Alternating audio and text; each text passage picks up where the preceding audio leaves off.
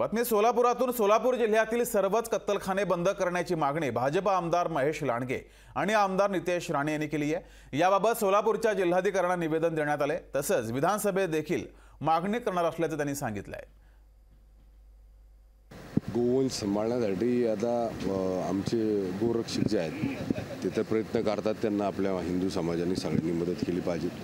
पहिले सगळे कत्तलखाने बंद झाले पाहिजेत आपल्या एरियातले सगळेच, कारण आपल्याकडे कायदा पण आहे तसा आणि गो माता म्हणतो आपण, तर त्या आईचं लक्षण सुद्धा आपण सगळ्यांनी केलं पाहिजे। त्यासाठी काय करता येईल त्यासाठी आता आम्ही कलेक्टरला सुद्धा निवेदन दिलं आहे सोलापूरच्या की सोलापूरमधले जेवढे कत्तलखाने आहेत ते बंद करावे, जेणेकरून आपल्या गोमातेचा देशी गोवंश सांभाळला पुढल्या पिढीला सांगायला लागेल की आपल्या अशा गायी होत्या म्हणून, असे बैल होते म्हणून।